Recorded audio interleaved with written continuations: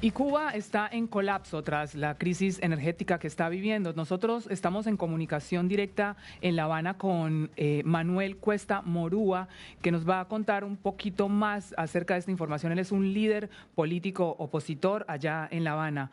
Hola Manuel, ¿cómo estás? Diana Bermúdez te habla de D-News. Hola, hola, buenos días. Buenos días. Muchas gracias por la invitación, Layana. Manuel, cuéntame, ¿cómo se está viviendo este colapso a esta hora? Muy mal. Ahora mismo estoy yo en la calle Ujú, justamente porque no hay corriente ujú. y la única posibilidad más o menos de mantener una señal activa con la internet es hacerlo desde la calle. Claro. Así que te imaginarás cómo está la situación. Y así está el país. Eh, yo no tengo corriente ahora para conectarme bien desde mi casa, pero la gente no tiene corriente para cocinar o calentarle la leche a los hijos o preparar el desayuno, porque aquí cocinar significa tener cocinas eléctricas, es decir, el carbón eh, no aparece, gas no hay, y así que se imaginará la situación tensa que se está viviendo hoy ahora mismo en la isla. Manuel, ¿y cuáles son las consecuencias del tema del desabastecimiento de combustible? Las consecuencias son múltiples, crecen geométricamente, ¿no? O exponencialmente, porque ya me puse el ejemplo de que si no hay corriente, pues no se puede cocinar. Si no se puede cocinar, entonces hay que adquirir leña, digamos, a un precio mayor de lo que usualmente se vende, justamente porque la gente especula, los vendedores de leña. Luego se encarecen los alimentos porque no hay capacidad o posibilidad de distribuirlos, sobre todo en la capital, que no cuenta con zonas rurales amplias para abastecer a casi 1.900.000 habitantes que tiene la capital ahora mismo. De modo que eso encarece el tomate, que puede estar costando la libra 150 pesos en condiciones relativamente normales, ahora le va a costar 300 pesos la libra. Y así otros alimentos. Luego el transporte. No hay transporte Ujú. público, básicamente. De modo que hay una especie de feudalización de las comunidades, incluso en las ciudades, porque la gente no puede salir de su territorio vital, donde vive, donde reside, donde existe. Y eso inmoviliza. La gente tiene muchos problemas para llegar al trabajo. Hay quien puede acceder al transporte privado, pero el transporte privado también elevó el precio, porque la gasolina no solo está racionada, Ujú, restringida, ujú. sino que se vende en el mercado informal mucho más caro. De modo que un pasaje que puede costar 250 pesos desde zonas periféricas al centro de la ciudad, ahora cuesta 500, 400, 500 pesos. De modo que la situación es bien terrible. Y estoy hablando de la capital, Ujú. no De las de provincias. otras provincias del país. Ujú. Manuel, ¿qué es lo que debería hacer el pueblo cubano ante esta crisis? Presionar, presionar pacíficamente para que se cierre, como decía un amigo ayer, este ciclo histórico. Lo que está agotado es el ciclo histórico de este proceso y de este modelo político. Y la ciudadanía debe presionar pacíficamente, conectarse con las alternativas que presenta la sociedad civil, la comunidad prodemocrática, y decir, mire, basta ya, debemos comenzar. Nosotros creemos y queremos que esto sea resuelto de una manera racional, pacífica, inclusiva, a través de una mesa de diálogo y negociación entre todos los cubanos para imaginar y buscar las rutas necesarias para el cambio democrático y para el cambio y para la apertura del país. Eso es lo que debe hacer la ciudadanía, eso estamos tratando que haga la ciudadanía en este minuto. Manuel, ¿y qué sensaciones te dejó lo que dijo Díaz-Canel hace unos días en cadena nacional? Mire, Díaz-Canel de pronto no pudo presentar una alternativa al país. Le pidió más sacrificio a la nación, al país, dijo y se mantuvo en la idea de que se atrincheran en la intransigencia a esa numantina en la que nos han habituado, en la que nos han acostumbrado, pero no ofrece soluciones y Ujú, solo pide sacrificios a los de abajo. ujú. Lo hizo en una presentación patética, obviamente. No mostraba seguridad ni siquiera en lo que estaba diciendo, pero al mismo tiempo estaba redoblando el mensaje hacia la sociedad de que no hay salida, de que ofrece un diálogo a los Estados Unidos, pero en condiciones en las que el gobierno solo tiene que negociar lo que debe ser la paz y la tranquilidad con los cubanos. La cuestión no es ofrecerle un diálogo a los Estados Unidos, que está muy bien, hay que negociar en el área, en la región, pero el diálogo tiene que ofrecerse a los cubanos, no pedirle más sacrificio, pedirle su voz, qué tiene que decir. Y eso no lo hizo Díaz-Canel en esa comparecencia realmente patética. Sí, Manuel, ¿el gobierno cubano reconoce la magnitud de la crisis o la minimiza? La reconoce, trata de mantener el control hacia afuera para que la gente entienda y crea que el gobierno siente seguridad y se siente seguro frente al país. Pero ya ellos internamente reconocen la crisis. Lo que hacen es transferir la culpa, transferir la responsabilidad, no asumir su propia responsabilidad en esta crisis, que con la magnitud que tiene solo puede ser una crisis acumulada. Un país no entra en crisis en 3 meses a la manera y en la magnitud que tiene y con la profundidad de esta crisis. Eso viene acumulándose históricamente a partir del fracaso del modelo y también hay que ponerle una pizca a la incompetencia del régimen. ¿Qué opinan, Manuel, ustedes sobre los dichos de Trump y la presión que está ejerciendo sobre la isla? Mira, yo creo que la presión sobre Cuba hay que ejercerla. No se puede seguir subsidiando un modelo que fracasó. Pero la presión no debe ser en la dirección de hacer inviable un país. Yo creo que el gobierno norteamericano se está dando cuenta y ha destacado ayuda humanitaria hacia Cuba y se viene hablando en esa dirección. Porque no es lo mismo presionar un régimen para hacer inviable más un modelo ya inviable que hacer inviable un país, porque puede generar una crisis humanitaria tremenda. En eso estamos tratando de conversar con las autoridades norteamericanas y presentarles una idea y una propuesta clara de cómo es mejor enfrentar y afrontar el dilema que tenemos en la región, el dilema que tenemos en Cuba, y al mismo tiempo favorecer, no ahogar al pueblo cubano. Ahogar al pueblo cubano ahora mismo supone ahogar a personas enfermas de más de 65 años en un país envejecido. El 21% de la sociedad cubana tiene más de 65 años, eso es demasiado. Y sería afectar básicamente a ese sector, también a los niños, a los enfermos, a mucha gente que está en una zona de vulnerabilidad que si se hace viable Cuba, definitivamente van a perder y van a aparecer en este acontecimiento.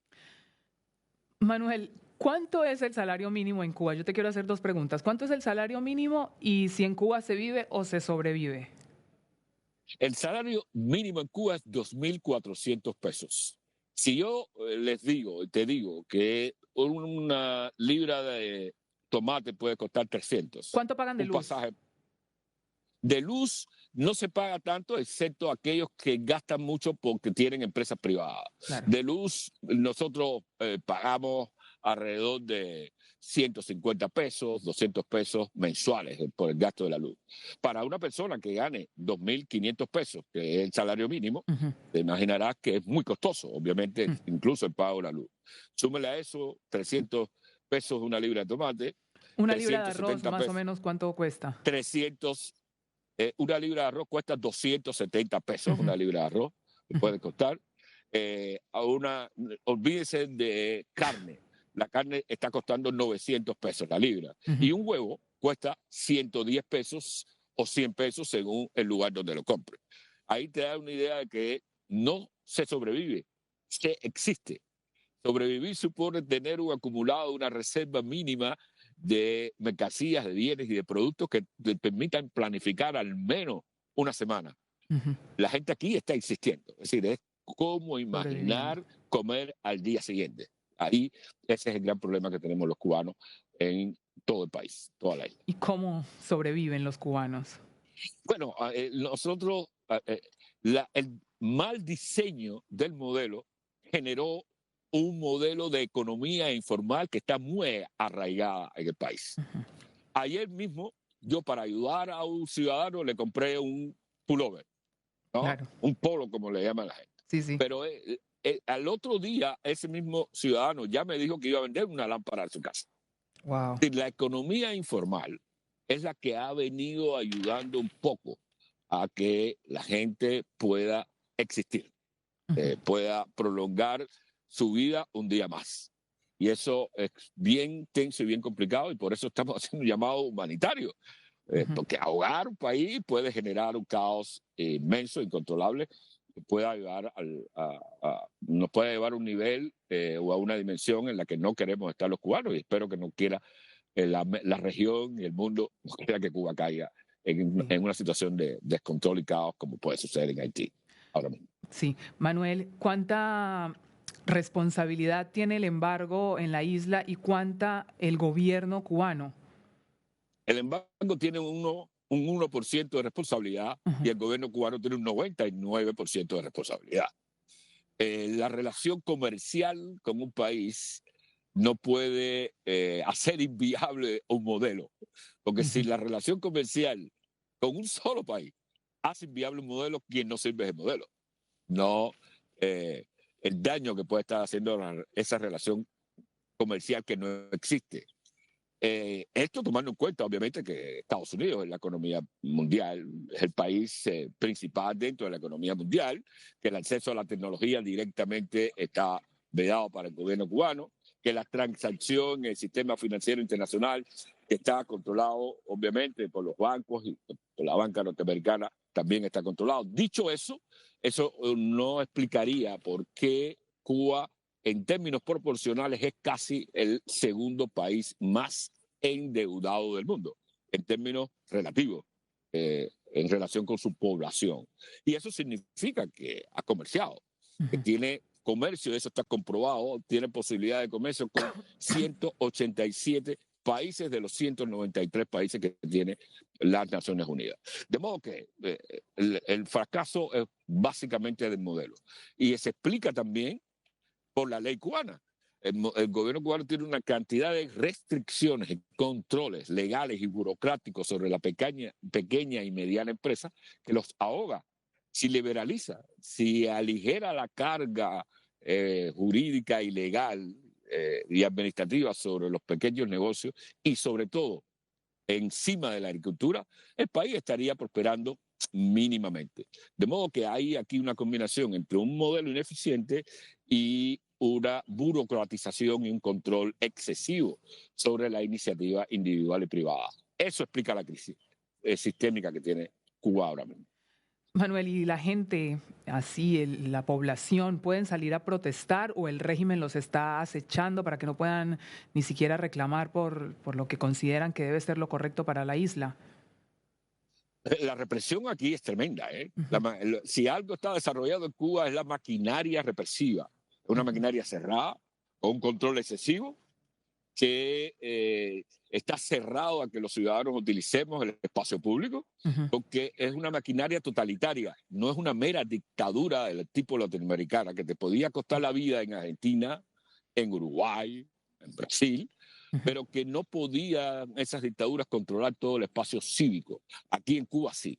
Y ahora, la semana pasada, a dos jóvenes que tienen un proyecto audiovisual en la provincia de Holguín, eh, un proyecto audiovisual desde donde denunciaban la realidad que vivía el país y combinaban a los ciudadanos a tomar acción para superar este estado de cosas, fueron encarcelados recientemente, están presos allá en la provincia de Holguín y ya el gobierno está montándole una acusación. Ujú. Pero aquí condenan a 5 o 6 años a ciudadanos que postean en Facebook cualquier denuncia o cualquier crítica o cualquier burla al régimen. De modo que la represión es muy dura. Aún así, las protestas hoy localizadas, concentradas, focalizadas en regiones específicas, continúan. El malestar es profundo. Ujú. El ánimo del país contra el gobierno es ya irreversible, como ese matrimonio que ya no se puede recomponer, porque ha Ujú. sido tanto el abuso que la gente ya protesta. Y ciertamente, lo tengo muy claro, el 90% del país quiere cambios. Manuel, ¿deja alguna expectativa la captura de Nicolás Maduro?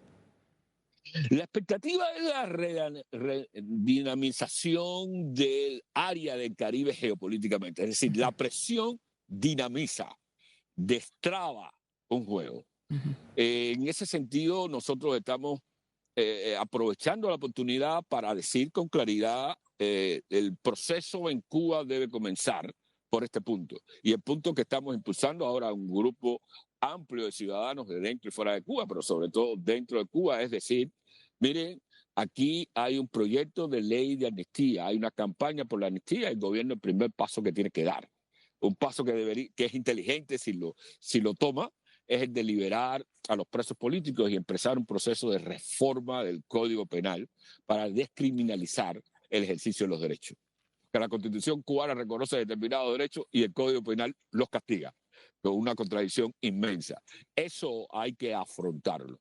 Y yo creo que esa dinamización de la política en la región, sobre todo en el Caribe y hacia Cuba y hacia las autocracias que quedan en América Latina, da una oportunidad después de lo que pasó el 3 de enero y nosotros estamos tratando de aprovecharla con muchos actores desde el Consejo para la Transición Democrática en Cuba en esa dirección como primer paso imprescindible. Manuel, muchísimas gracias por esta comunicación. Nosotros sabemos que para ti fue muy difícil poderte comunicar con nosotros después de todo lo que está sucediendo en Cuba. Vamos a seguir muy cerca esta información, así que nos vemos en una próxima comunicación. Muchísimas gracias nuevamente. No, gracias por la invitación. Aquí estamos.